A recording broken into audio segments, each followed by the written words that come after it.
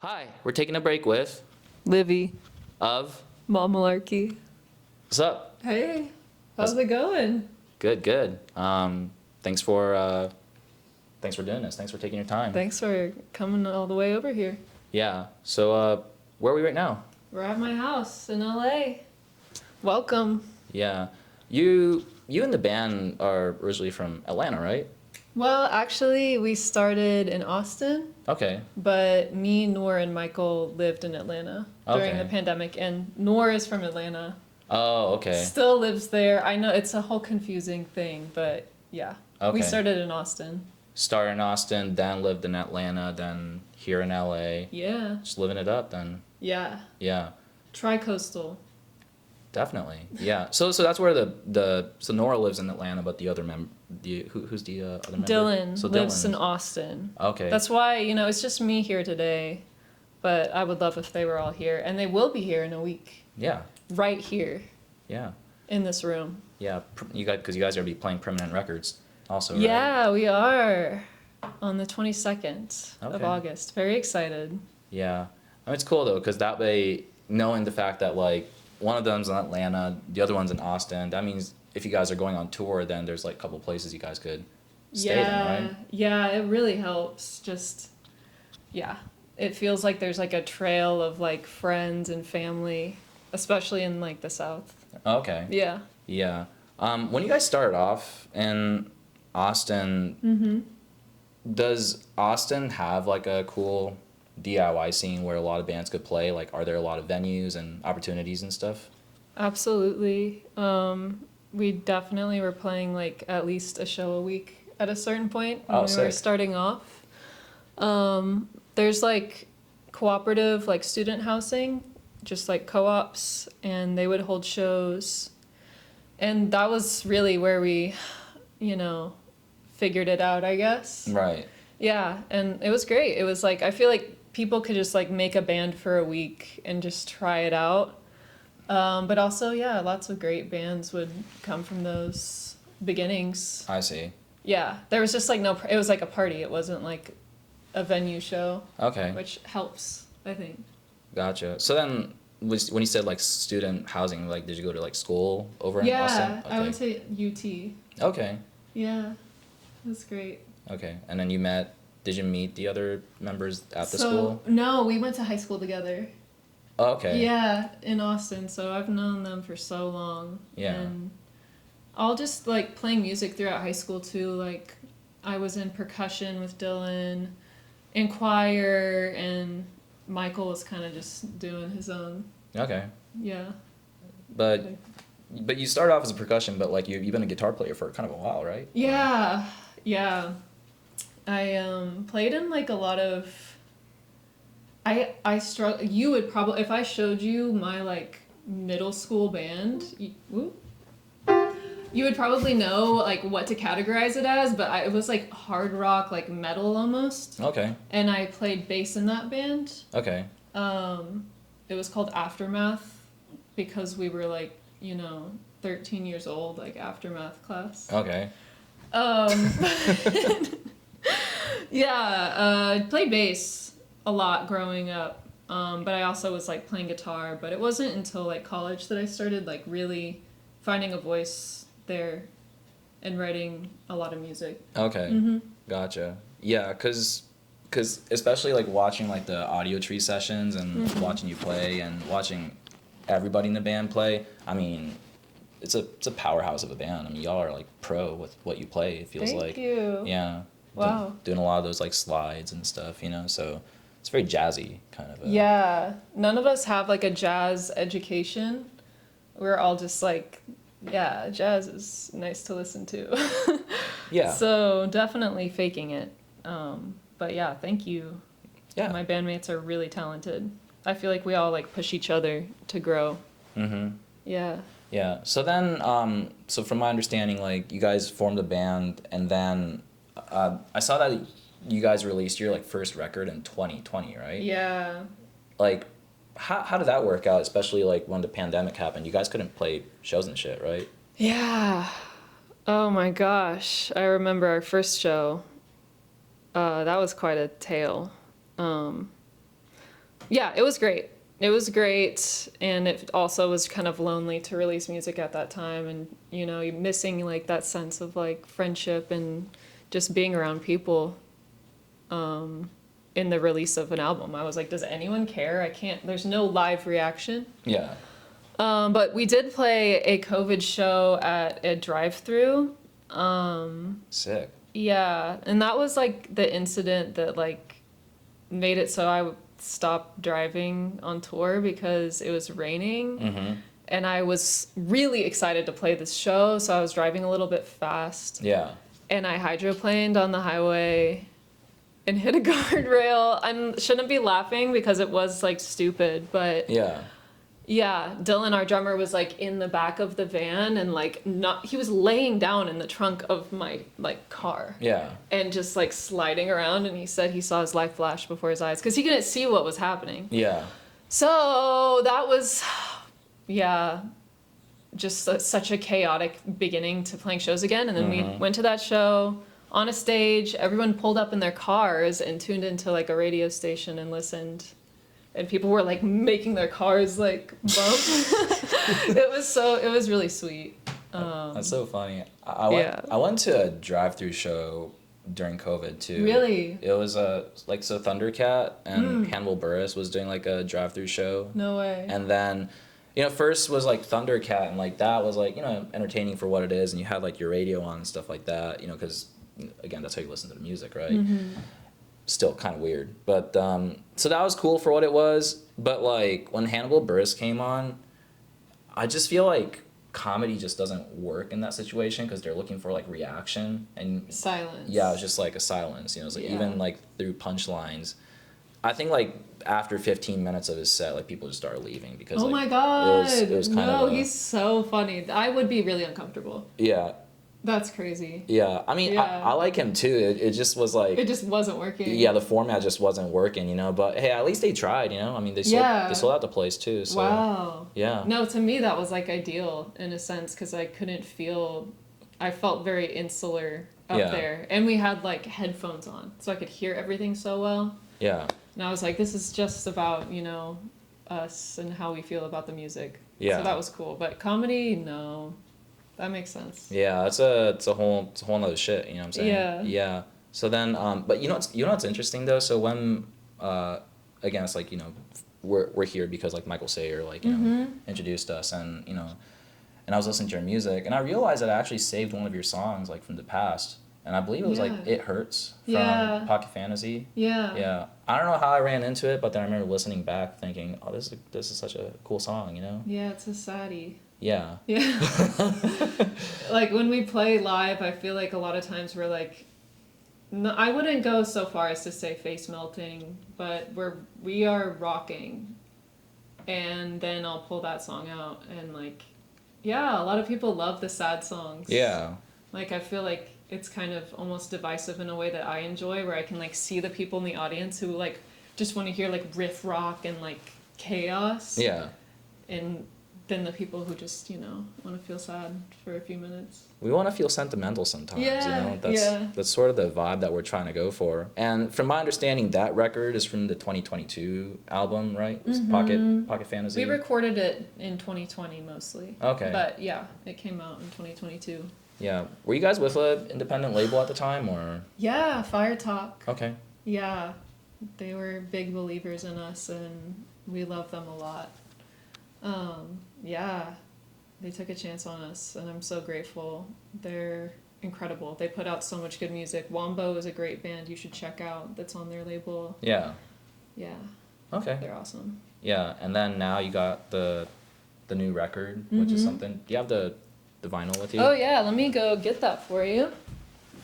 I do have it right here. Oh, this is cool, man. Thanks. Yeah. We took that photo outside.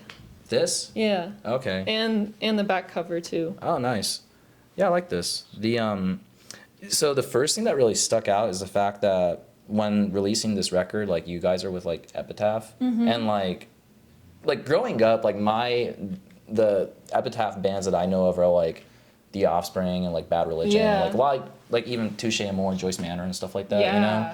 which Yeah. you know they're all great. So then like I always kind of saw them as like a punk label, which I think that's how they started off as. But then like seeing you guys on it, I feel like they really expanded like the sound outside of all of that, you know. Totally. How did you guys get connected with Epitaph? I think our manager, Yeah. don't really remember, but Yeah. I'm pretty sure he was just sending the record out, and I could tell, you know, like it's a challenging album in the sense that it's not in one energy the whole time. Yeah. And I love Epitaph. Like when we went into their office, they just played the record down with us with a bunch of people who just cared. I really value that they like listened to it and talk, like, because it's like a self-produced record, especially I felt like having them like take that time and like talk to us about the songs. I was like, this is great. And they are like, that's their history, but I think they're really branching out, and they're also like sister labels with Anti. So Anti. They do a lot of different stuff. Yeah. But they've been great. No, definitely. I love them. Yeah, and the album has like so many interesting tracks. It's almost kind of like avant-garde in a way. Like even listening to Number One Best of All Times, like that's like hella minimal sounding. Yeah. You know? Yeah. How'd you guys come up with that? Because that's almost like breakbeat type shit with like just bass and not very much like. I don't know if I hear any guitar in it or anything like that. I don't think there is. Yeah. I don't remember. Yeah. But I doubt there is. I just asked Dylan, our drummer, to play a beat and go crazy. And he played that, and then I wrote like the bass over that. Okay. And just keeping it really minimal, but I want to do that more. Dylan is a great songwriter, and I feel like a lot of times it's like, here's the chords to the song, like, you know, this is the like initial energy of the song, but I really liked having him start and just be like, play something. We'll come up with the rest according to like what you're feeling. Yeah. So I like that song a lot. It's definitely acrobatic. Very like it's a very active song, and but I think my favorite on here is probably "Feel So Wrong." That one stood out to me the most. Really? Probably one of the more mellower cut, but I think I like the mellow stuff quite a bit. Yeah? Yeah. That's good. Yeah. I write that's the kind of music that I write every day. It's like mellow, like just emo kind of, not emo, but like emotional. Sure, yeah. Kind of cuts. I love that song too. It was like fully live tracked. Even the vocals, there's like, the vocals are doubled, but I sang my vocals through an amp.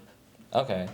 So like one of the prevalent vocal layers I sang as we tracked the instrumental. Yeah. Which I haven't done before. Okay. And I think that is fun and cool. Yeah, the layering of that kind of makes it kind of a little weird, right? Like, yeah. Very live. Yeah, very alive for sure. Yeah, and in terms of like the album cover, do you guys decide to pick this like, is this what a hex key is? Yes, it's an Allen wrench. But it's also a hex key. This is what I see in like if you get like an IKEA kit or something like that. Yeah, they pull their weight in an IKEA kit. Yeah, for sure. Yeah. I really appreciate when fans send me pictures of a hex key they have. Oh, okay. It makes me really happy. But I don't know. I think there's like, people sometimes ask like, how did you come up with your band name, or like, what is Hex Key about? And sometimes it's kind of arbitrary, or like it's a trailhead that I like work backwards from. Yeah. And I think it's kind of symbolic of just building this record ourselves. Yeah. And really, really, really putting ourselves on this record for a few years. Yeah. Being pretty scrappy about it. I see. Yeah. It's because like the music itself, like of course like you guys take it really seriously, but like, but also part of me feels like the cover is kind of like, you know, there's a meaning, but it's also kind of silly. It is pretty silly. It is pretty silly. We're pretty silly guys. Yeah. In general. Yeah. But also like really, yeah, intense and passionate. I don't think you're taking it seriously enough, man. Okay, I gotta take this music shit seriously. But no, actually, there's a band that I interviewed. They're called Othiel. Great screamo band. But the thing is, like, yeah, when we were talking about how, like, you know, we really take our music seriously, but when it comes to like the formation of like album covers and like those stuff is like that's like a total afterthought. Yeah. So when they were forming it, they just took a photo of one of the members getting into the car and they just named their album The World's Fastest Car. And you know, It works. Yeah. Yeah, and I like that. Yeah, I feel like there's artists who are very like every little detail of every little thing they do is like calculated or something.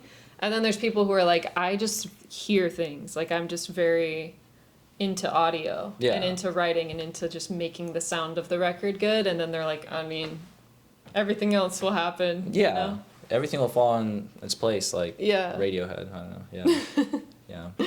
Anyway, Yeah, totally. you get the reference. But yeah, aren't you? I mean, the fact that you guys are like on Epitaph now, and the fact that this record's out with the vinyl, to me, like I think having your own vinyl is like a trophy, right? So it's kind of such a cool fucking thing. Yeah, I mean, how do you feel about the sort of the position of where the band's at right now? I mean, like, are you feeling pretty happy with where it's at, or like, you know, do you want to go even further than where it's at right now? Or? Wow, that is, I feel like such a good question that I haven't asked myself.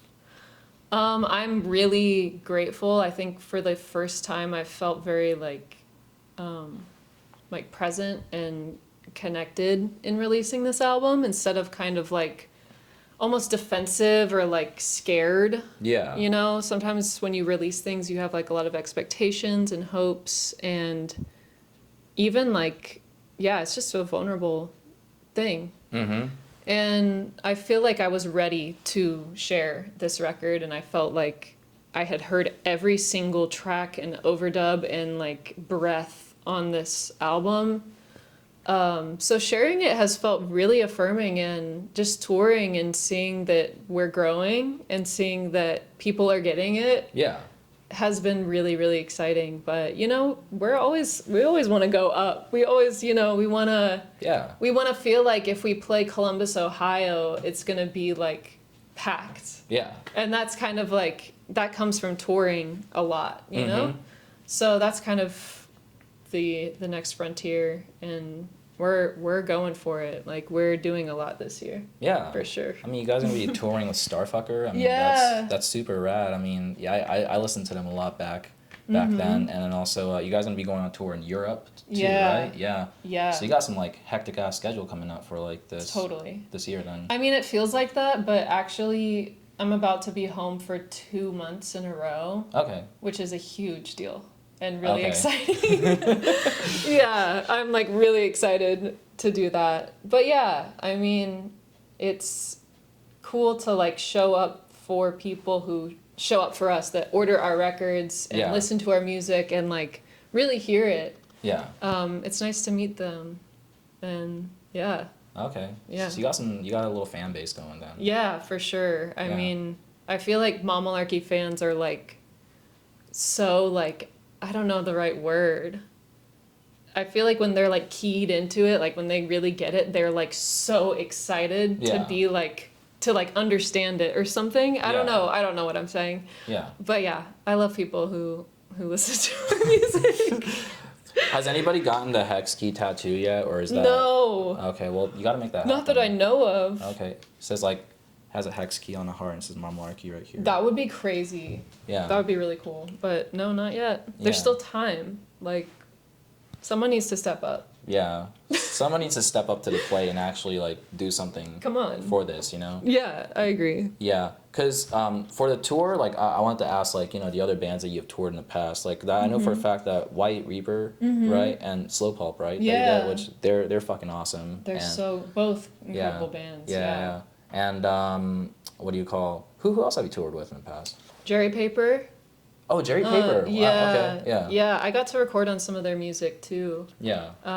They're a great friend and like honestly kind of a mentor because they make very freaky undefinable music True. that has influenced me so much. Like, Yeah. Noor showed me their music, maybe 2018 or something, 2019, I don't know, but I just, it was like a rift, not a rift. It just felt like such a distinct moment in time that I was like, I am going to love this artist forever. Right.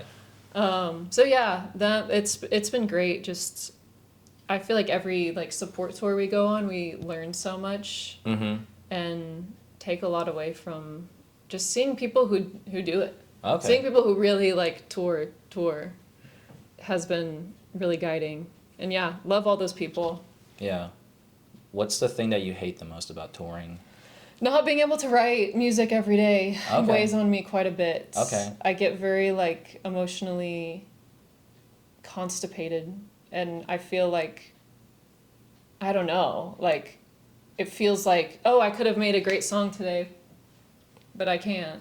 Yeah. Yeah. But also I think there's a thing about like if you write songs on tour, like Yeah. there's I think like if you listen to like a lot of like the older classic rock bands, like a lot of those songs are about like being on the road, so it becomes like repetitive in a way. Yeah. Like, yeah. So then I think like you could write about songs on the road, but also I think there's something about being at your private space and, you know, actually focusing and shit like that, you know? Yeah. A lot of I write on tour a lot, but I feel like a lot of the songs we make, we're like maybe just writing them in the moment and recording them in the moment. Like Anhedonia is a good example of that. Yeah. Like I just had these very simple guitar chords and I was like, okay, let's just track them today. So just that kind of energy, which is such like, I'm so lucky that we are able to record ourselves and record like the instant we have an idea. Yeah. But yeah, that part of it really drives me insane. Oh yeah. I mean, hey, Yeah. you guys are pros, so even if you can't do it at the moment, it's like once you got the idea going, it's Totally. like once you guys are locked in, it's like, all right, we know what we're doing, like thing. Yeah, I think it's like I need to think of it differently.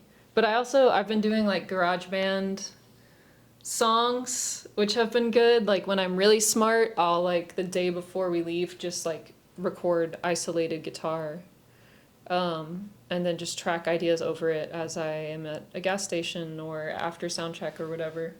So that's been cool. Okay. But yeah, I'm also I love to be alone. I don't love I think I like socializing more now, but it can really be like a lot. Oh yeah. Have you toured? I never toured. Yeah. Yeah, I'd love to tour one day. That'd be Yeah, cool. it's awesome. And Yeah. I'm sure you will and you'll love it, but it's also just it adds up. Yeah. Yeah. The social energy probably runs out pretty quick. At Yeah. some point, A lot of musicians are introverts. So right? Nah, that's not. No, you're right. You're right about that. yeah. I see. Well, you know, actually, I think we should celebrate the fact that you guys got the new record out, and I brought you a gift. Really? Yeah. Really? Yeah. Oh my god, okay. Yeah. I cannot wait to see. Imagine I'm just like, here you go. It's the whole thing. Yeah, this is like actually it totally made sense for me to get this because like I heard you're a fan of this and also like actually like musically, they're a really cool band too. Okay. So yeah, this right here is a. Here, this is Friend Opportunity by Deerhoof. Oh my god. The best record of all time. Yeah, I definitely hear the Dude. kind of the spazzy and kind of a weird nature of Deerhoof in your music too. Dude. So This is so exciting. Yeah, thank you so much. yeah. Wow. Yeah, this record is life-changing. All of their music is. And just like, yeah, politically where they stand and how like active they are and like vocal they are about everything. Yeah. I love Deerhoof. This is so incredible. Yeah. So But yeah, even if they weren't incredible people, I just listen to this shit constantly. It's so good. do you remember my where you gosh. discovered Deerhoof? Yes, I do. It actually was kind of at the inception of this band. I was just listening to a lot of stuff, and Dylan, our drummer, was in another band, and they were like listening to this a lot. Okay. And similar to the Jerry Paper moment, I just remember being like, oh my God, like, I will never forget hearing this for the first time. And it's shaped me quite a bit. Yeah. Yeah, this is so great. Thank you. Yeah, of course. You know, this is, it's a sick record. And like, I actually had a chance to see them play like years ago. Mm-hmm. They opened for Montreal. Dude, that's a fun pairing. Yeah. Yeah. Yeah. I interned for Polyvinyl way back then. Oh, wow. So then like and they're a Polyvinyl band Yeah. too. I think they still are. And then yeah, so then it was kind of like those two pairings, and then they played up the Fillmore over in San Fran, so I had a chance to see them, so that was fun.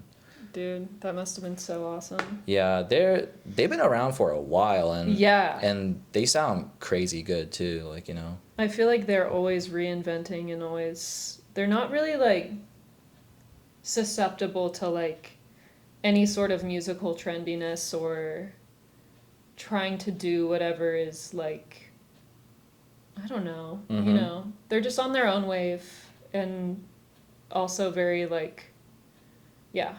They're incredibly Inventive. based, yeah, you know. Yes. It's like, yeah. Yes. Even some of the songs, like I remember like listening to past will just be about Panda or something like that, and Mhm. like, yeah. Like lyrics don't even have to make sense. It's just like kind of weird and fun, I think. Like, you Yeah. know, yeah. Where can your mind go? Like if you're kind of talking about these abstract things in like very visual lyrics, I appreciate that a lot. Yeah. Have you Yeah. seen them play? Yeah. Yeah, only once in I think like 2017 or 18, and it was life-changing. It was so I've probably said that multiple times, but it was an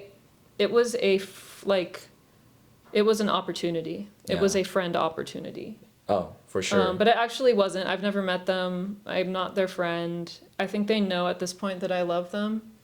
And one day I'll ask them too many questions about what it's like to be in that band and make this incredible music. Yeah, you'll meet them. Yeah.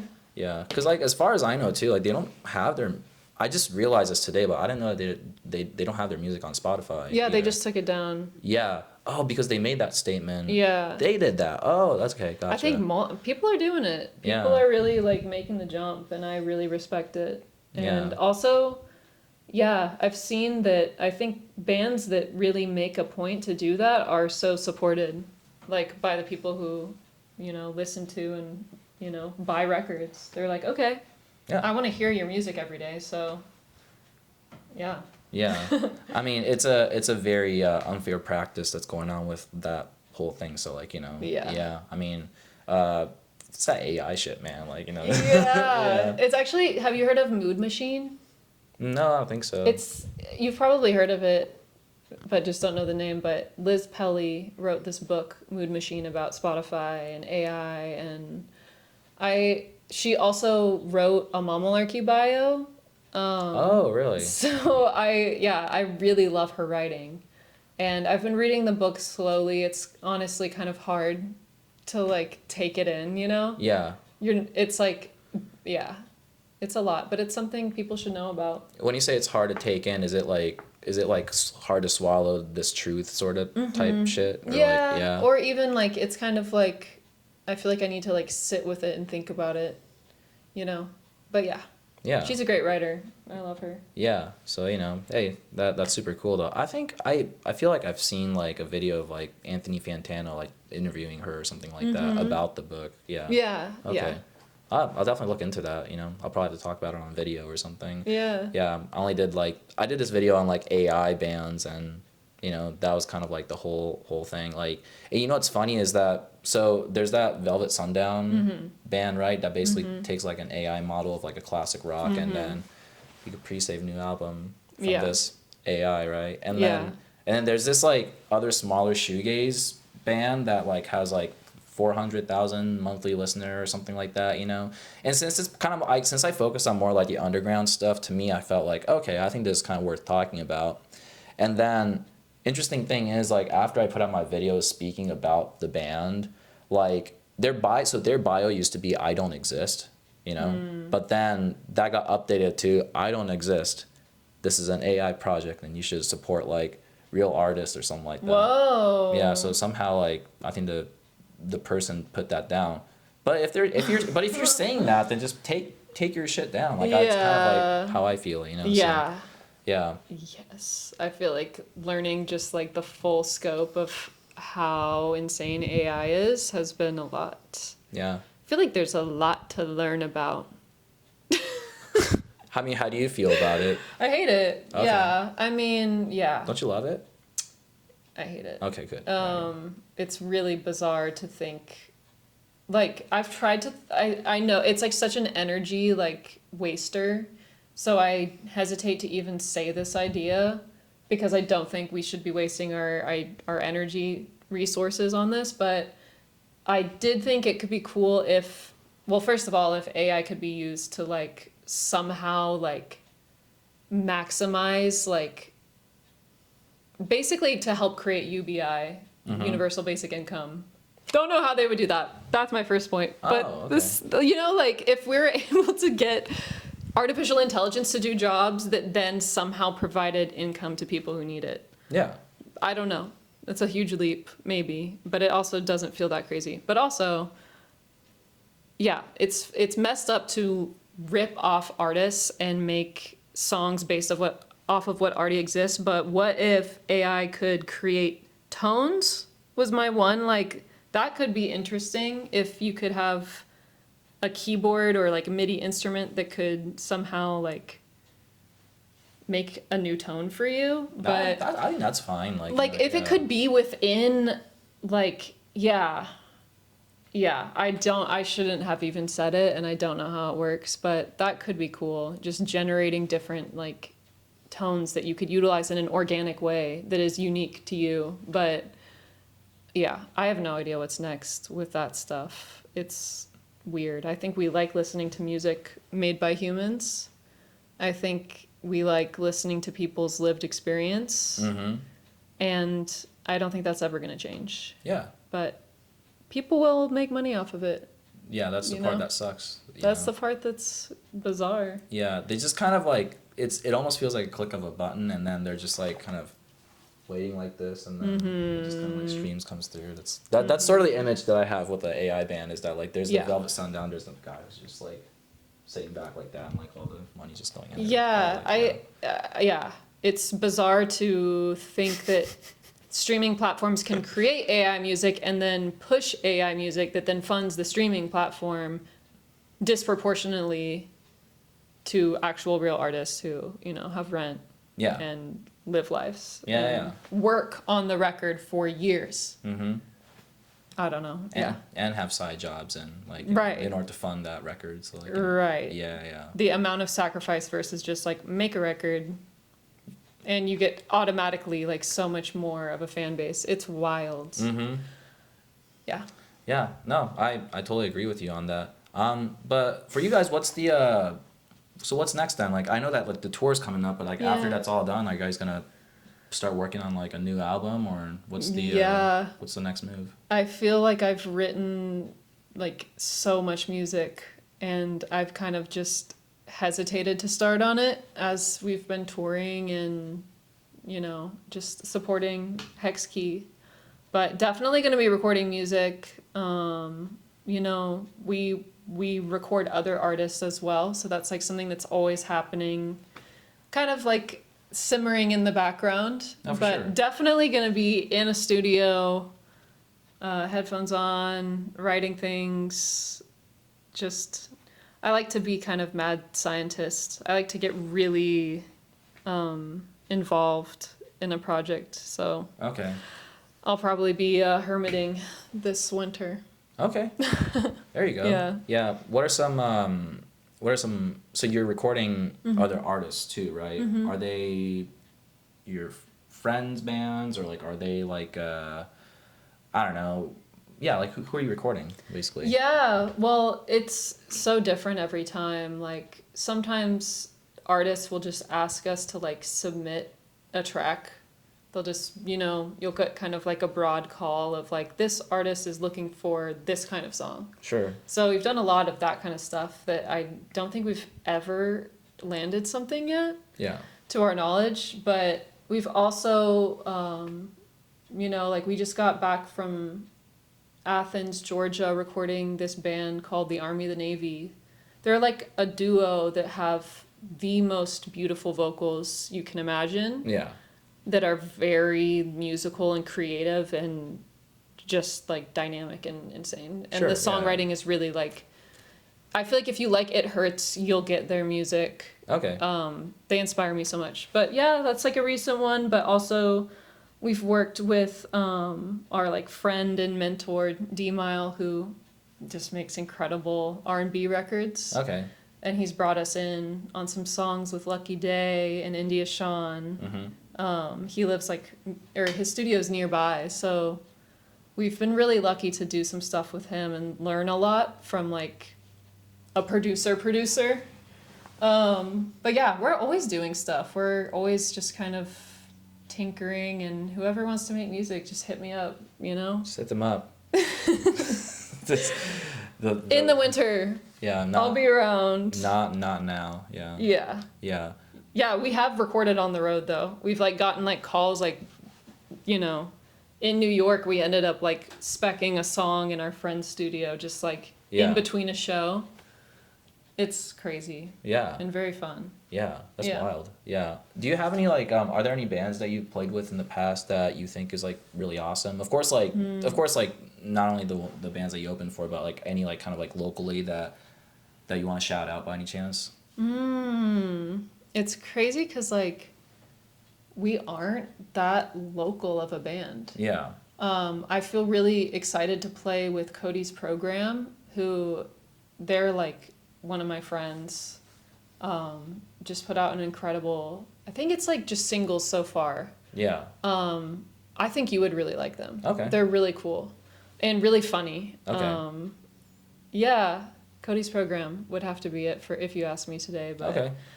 yeah, there's so many. That bringing it back to the Austin thing, I don't know, I feel like LA's music scene is so spread out. Yeah. And in Austin, it's like one street, Red River Street. Yeah. That's where all the venues are. And then at campus, that's where all the co-ops are. Yeah. So I still feel kind of like I'm in like an insulated pod orbiting in the air out here. Yeah. So yeah, that's my answer for now. I feel like every time we've played here has been like supporting a band. Yeah. That's not from here. To be honest with you, LA doesn't have as much DIY venue as we think Yeah, it's like think. someone's house. Yeah. And they only do one show because then the neighbors get mad. And Yeah. then it was like the best show ever, but you don't get to go back. Yeah. That's been an experience I've had a lot. Mm-hmm. But yeah. Yeah, there's kind of more of like the like even with like some of the smaller venues, it's like, you know, new bands aren't like able to like really book there as easily, you know, like, you know, probably there's like the smell or whatever, but like there's, you know, it's not as like accessible. It's not as accessible for like newer bands to kind of come in. Like, I mean, nowadays I think bookers are trying to kind of open up certain community spaces and stuff like that, but it's not something that people know about, you know what I mean? Like, Totally. Yeah. Yeah. So, you know, that's kind of like the trouble that we have in LA. Yeah, it feels like there's not, and it could just be because I didn't start here, but it doesn't feel like there's like a circuit or like this like very clear like, Sure. oh, you'll start doing this and then you'll start, you know? And in Austin, it's very much so like you see, you know. Yeah, there's the pay to play type stuff like Whiskey a Go Go, but that's like Never been there. it's not that like, I mean it's a legendary spot, you know, but people that play there are like, you know, like a Deep Purple tribute bands or like, you know, or like the 80s glam band that like was like really big at the time, but then like it's like 40 years later it's like, yeah, we're back. And then like there's yeah, so something like that, you know. I need to make my way down there just to see. The Sunset Strip is kind of sad. Yeah. Yeah. But you're not too far from there, so like, you know, some weekends you could go see like, I don't know, Motley Crue tribute band or something. Something like that. Yeah. This is such a random question. I've like a few more, but what is it called? You know, your hair is very long. That's like the No first way. thing that I noticed. Holy shit. Does that ever like block your guitar playing or? It has before. Okay. Yeah, this side we'll get into, you know, the strings a little bit. But I know what to do with it, and I know how to deal with it. But I am getting my hair cut a little bit. in a few days. But a haircut for me is like not really noticeable. Yeah. It's still gonna be too long. Yeah. And sometimes I have it like behind me, and you Yeah. can't tell that it is ridiculously long. Like it could just be this short. Sure. But yeah, it's long. Yeah. It's getting there. Yeah. But, you know, it's kind of like one of those things because you're playing a lot of, like, very, like, intricate stuff that, like, you know, I wonder if, like, a strand just, like, comes in, like, in between, like, the strings or something. It gets like trapped. It gets trapped, yeah. No, that hasn't happened.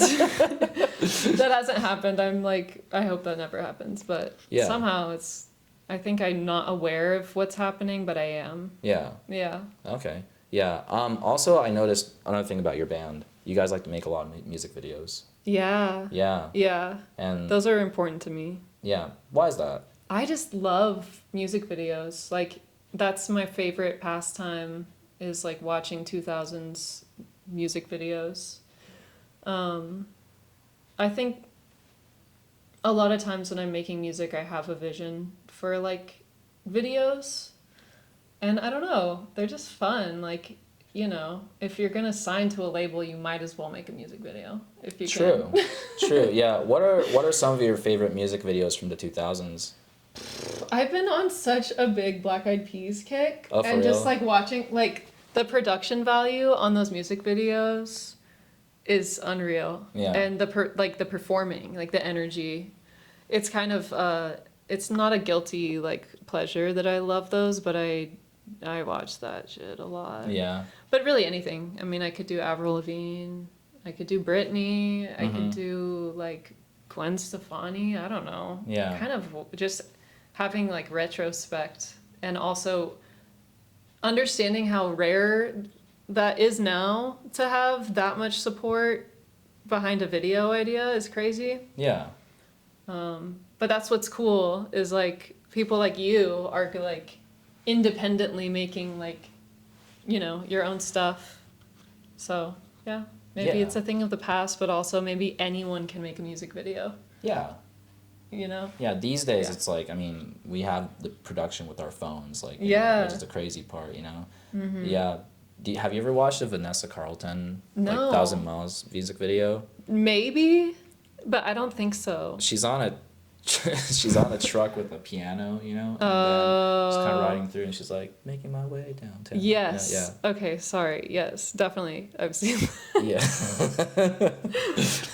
I was like, Vanessa Hudgens? Like, I couldn't remember who that was, but yes. She's from the 2000s, too, Yeah. I think. Yeah. You know? Yeah. Yeah.